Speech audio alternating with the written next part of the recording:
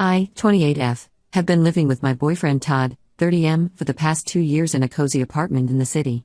We met at a mutual friend's barbecue 5 years ago and hit it off immediately.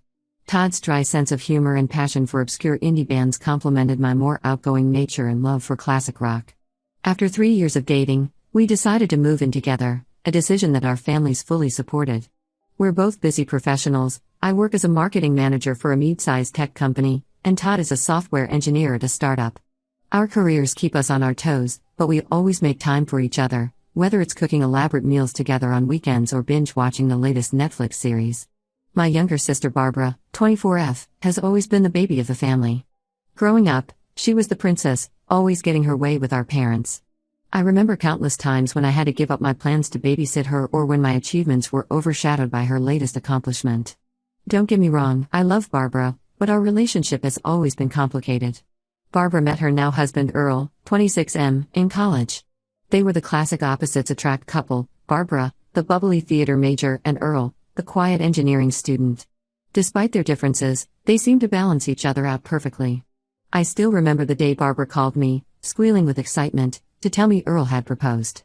It was during their graduation trip to Europe, on top of the Eiffel Tower. Very romantic and very Barbara. They had a beautiful wedding 6 months ago. I was the maid of honor, and despite the stress of organizing the bachelorette party and helping with all the wedding preparations, I was genuinely happy for my sister. The wedding was a lavish affair. Our parents spared no expense for their youngest daughter. There were ice sculptures, a 7-tier cake, and even a fireworks display at the end of the night.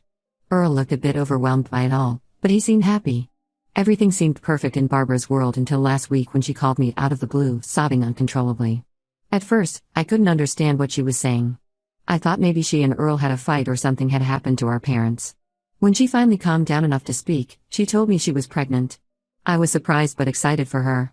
However, as we talked more, I realized why she was so upset. Apparently, Earl had always been clear about not wanting kids, at least not for another 5 to 6 years. He wanted to focus on his career and save up for a house before starting a family.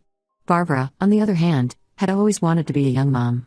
She used to talk about it all the time when we were teenagers, how she wanted to have kids before she turned 25 so she could be a cool mom. As Barbara continued to talk, she dropped a bombshell. She confessed that she had stopped taking her birth control pills without telling Earl, hoping she'd get pregnant and he'd come around to the idea once it happened. I was shocked and disappointed in Barbara's behavior. It brought back memories of all the times she had manipulated situations to get her way when we were younger, but this was on a whole different level. I told Barbara she needed to tell Earl the truth immediately. She protested, saying she was afraid he'd leave her, but I insisted that honesty was the only way forward. I reminded her of how much Earl valued trust in their relationship. He had mentioned it in his wedding vows, for crying out loud. 2 days later, Barbara called me again. She had told Earl everything, and he was furious. He felt betrayed and said he needed time to think. He packed a bag and went to stay with his parents for a while. Barbara was distraught, alternating between crying and getting angry at Earl for abandoning her. Barbara begged me to talk to Earl on her behalf. She wanted me to explain to him how much she loved him and how she only did it because she wanted to start a family with him. I refused, telling her that she had made her bed and now had to lie in it. This wasn't something I could fix for her. She got angry and accused me of not supporting her in her time of need. I told her I loved her, but I couldn't condone what she had done. A week passed, and I got a call from our mom. She was livid with me for not supporting Barbara. She said that as her older sister, it was my duty to stand by her no matter what. Mom insisted that I should host a baby shower for Barbara to show my support and help her reconcile with Earl. She even suggested that I should offer to let Barbara stay with Todd and me if Earl didn't come around soon. I was torn. On one hand, I love my sister and want to support her. We may have had our differences growing up, but she's still my little sister.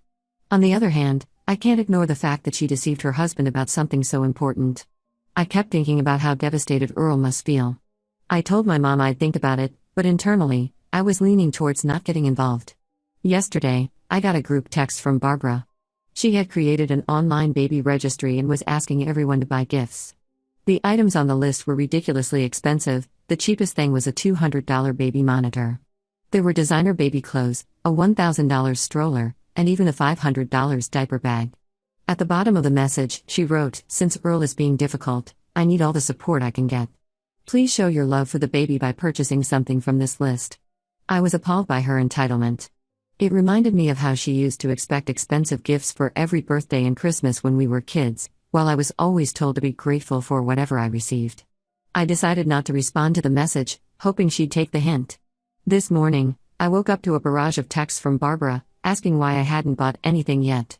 She said that as her sister, I should be the first to buy a gift, and that my silence was hurting her. She even had the audacity to suggest specific items from a list that she thought Todd and I could afford. I finally replied, telling her that I couldn't afford such expensive gifts and that I was uncomfortable with the whole situation. I reminded her that Todd and I were saving up for our own future and couldn't spend hundreds of dollars on baby gifts right now.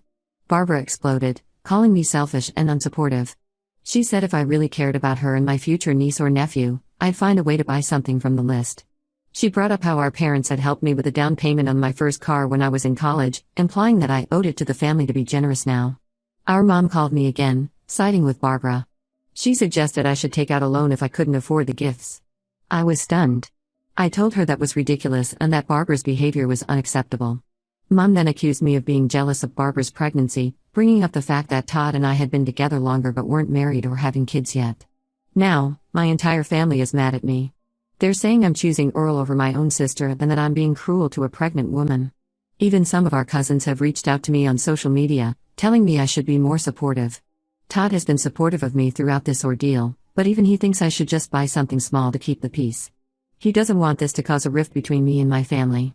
But I can't help feeling that if I give in now, I'll be enabling Barbara's behavior, just like our parents have done her entire life. I feel like I'm going crazy. Am I really in the wrong here? Should I cave in and buy a gift to appease Barbara? Or should I stand my ground? I keep second-guessing myself, wondering if I'm overreacting or if my complicated history with Barbara is clouding my judgment. Any advice would be appreciated. Update 1: It's been 2 weeks since my last post, and things have only gotten more complicated. I want to thank everyone for their support and advice. It's been invaluable during this difficult time. After my last post, I decided to stand my ground and not buy anything from Barbara's registry. Instead, I sent her a heartfelt email explaining my feelings. I told her that while I love her and want to support her, I couldn't condone her actions or her current behavior. I also expressed my concerns about her relationship with Earl and suggested she seek couples counseling. I spent hours drafting that email, trying to strike the right balance between being honest and being kind. I even had Todd read it over to make sure I wasn't coming across as too harsh. I thought that by putting my feelings in writing, Barbara might be more receptive to what I had to say. Barbara's response was not what I hoped for. She forwarded my email to our entire extended family, adding her own commentary about how I was abandoning her in her time of need. This led to a flood of messages from aunts, uncles, and cousins, all urging me to do the right thing and support Barbara. Our Aunt Susan, who has always been close to Barbara, called me and gave me a lecture about family loyalty. She brought up how she had helped me find my first internship in marketing and implied that I owed it to the family to support Barbara now. Uncle Mike, who usually stays out of family drama, sent me a long text about how pregnancy is a difficult time for women and that I should be more understanding. The situation came to a head last weekend at our grandmother's 80th birthday celebration. I had been hesitant to attend, knowing Barbara would be there, but I didn't want to miss this important family event. Our grandmother, Margaret, has always been the glue that held our family together. She raised 5 children as a single mother after our grandfather passed away young, and she's always been a source of wisdom and comfort for all of us grandkids. As soon as I arrived at the party, which was held in the community center of Grandma's retirement village, I could feel the tension in the room. Barbara was holding court near the punch bowl, showing off her barely visible baby bump and talking about how excited she was to be a mom. When she saw me, she loudly announced, "Oh, look who decided to show up. I guess you could afford the gas to drive here, even if you can't afford a simple gift for your future niece or nephew."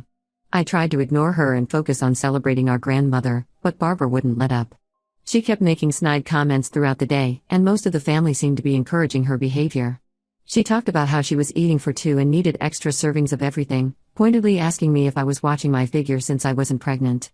Even our grandmother, who has always been a voice of reason in family disputes, told me I should be more supportive of my sister. "Family is all we have in the end," she said, patting my hand. "You'll understand when you have children of your own." The final straw came during the gift giving. Barbara had bought our grandmother an expensive piece of jewelry, a gold locket with space for family photos inside. She made a big show of presenting it, talking about how the baby's picture would go in there soon. As everyone oohed and awed, she turned to me and said, "See, this is how you show love for your family." But I guess some people are just too selfish to understand that. I couldn't take it anymore.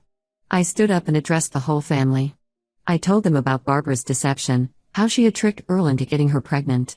I explained that while I loved Barbara, I couldn't support her actions or her current entitled behavior. I said that real family support meant being honest with each other, not enabling harmful behavior. The room fell silent. You could have heard a pin drop.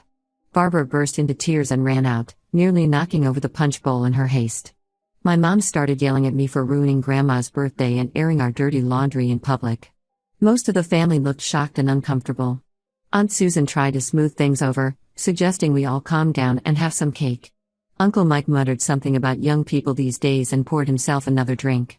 My cousins were whispering among themselves, occasionally shooting glances my way. I left shortly after, feeling a mix of relief at finally speaking my truth and guilt for causing a scene at what should have been a happy family event. Todd, who had witnessed the whole thing, told me he was proud of me for standing up for myself, but worried about the fallout. Now, I'm getting messages from family members who were at the party. Some are apologizing for pressuring me, saying they didn't know the whole story. Cousin Rachel, who's always been a bit of a rebel in the family, sent me a supportive text saying she admired my courage. Others are still angry, saying I had no right to reveal Barbara's private information. Uncle Mike, in particular, sent me a strongly worded email about respect and family values. Barbara herself hasn't contacted me directly, but she's been posting vague, dramatic statuses on social media about toxic family members and staying strong in the face of adversity.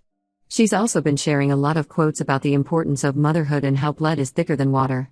I stand by what I said, but I'm worried about the long-term consequences for our family relationships. Grandma's birthday has always been a big family event, a time when we all come together despite our differences. I feel guilty for disrupting that tradition. Todd has been incredibly supportive throughout all of this.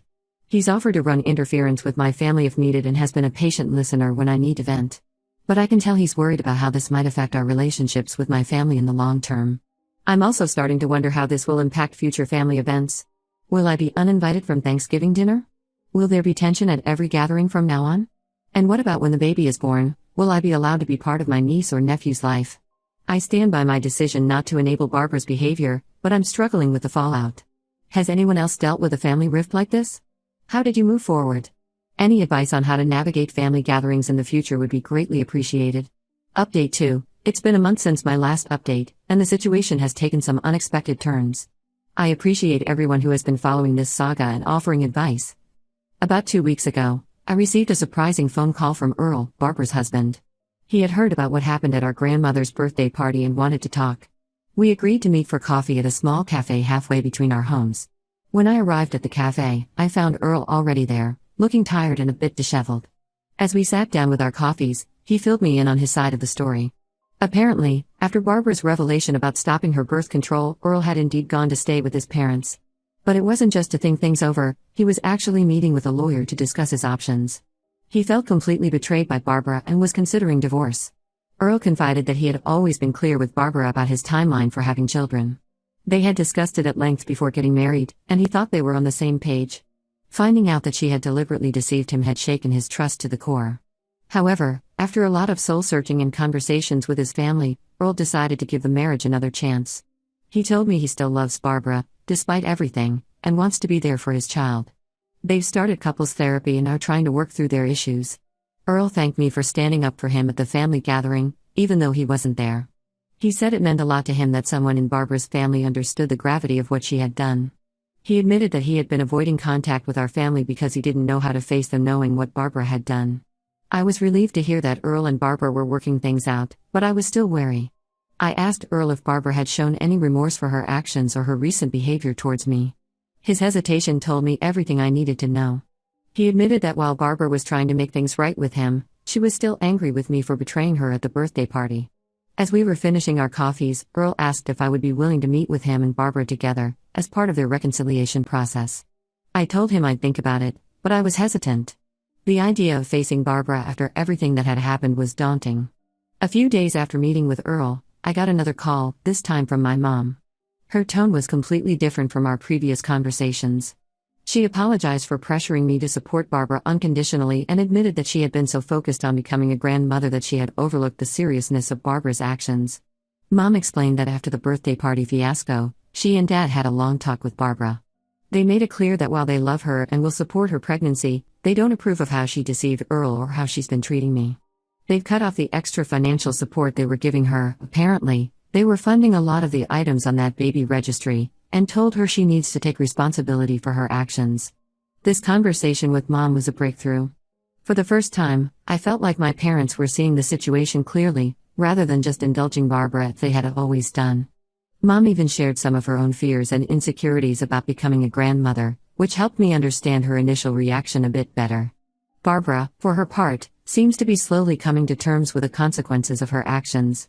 She sent me a text message, not quite an apology, but an acknowledgement that she had been unfair to me. The message read, "Hey sis, I know things have been really messed up between us. I've been doing a lot of thinking. Can we talk soon?" It wasn't much, but it was a start. I've agreed to meet with Barbara next week, but I've made it clear that I expect a full apology and a change in her behavior going forward. The family is still somewhat divided. Some relatives think I should just forgive and forget for the sake of family harmony. Aunt Susan, in particular, keeps sending me links to articles about the importance of sisterly bonds. Others have reached out to say they admire me for standing my ground.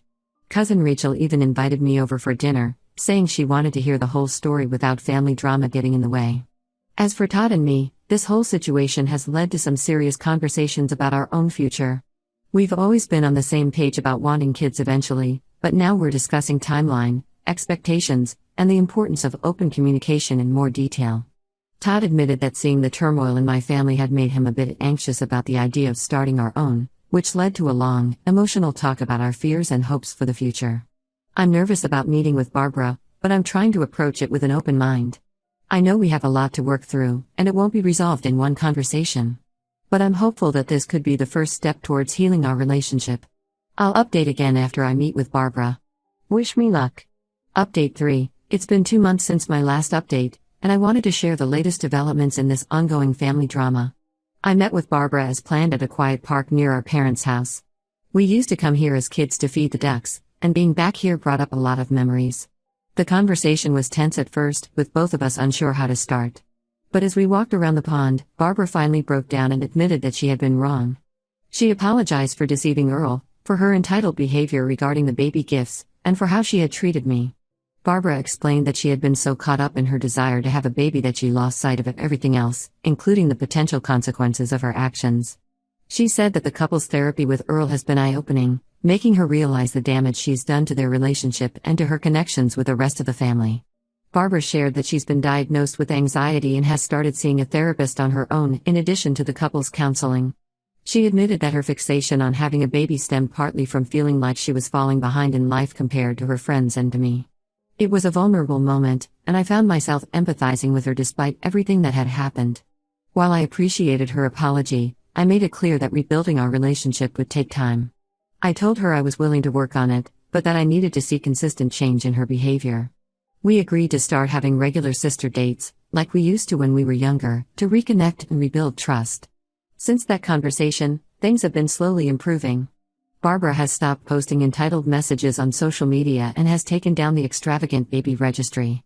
She and Earl are focusing on preparing for the baby in a more realistic way, and they've both been making an effort to mend fences with the family. Our parents have maintained their stance of loving support combined with clear boundaries. They're excited about becoming grandparents but are no longer indulging Barbara's every whim. This seems to be having a positive effect on Barbara's behavior. Mom has even started attending Al-Anon meetings, saying she wants to learn how to support Barbara without enabling harmful behavior. As for the rest of the family, opinions are still divided, but the extreme reactions have calmed down. Most relatives seem to be taking a wait-and-see approach, which I think is healthy. Aunt Susan has stopped sending me guilt-tripping messages, and Uncle Mike actually called to apologize for his harsh words after Grandma's birthday party. Todd has been my rock throughout this entire ordeal. Our conversations about our future have brought us closer, and we're now tentatively planning to start trying for a baby of our own next year. We've both agreed that open communication will be the cornerstone of our approach to parenthood. Barbara is now 6 months pregnant, and despite the rocky start, excitement for the baby is building in the family. We're planning a small, intimate baby shower next month, nothing extravagant, just a simple celebration with close family and friends. Barbara asked me to help organize it, which I see as a positive sign. I'm cautiously optimistic about the future. While the past few months have been challenging, I believe standing my ground was the right thing to do. It led to some difficult but necessary conversations in our family and has ultimately brought about positive change. There's still work to be done, and I know there will likely be bumps in the road ahead. But for now, I'm focusing on rebuilding my relationship with Barbara, supporting her and Earl as they prepare for parenthood, and looking forward to becoming an aunt. Thank you to everyone who has followed this story and offered support and advice along the way. It's been a wild ride, but I'm hopeful that we're finally on a path to healing and stronger family relationships.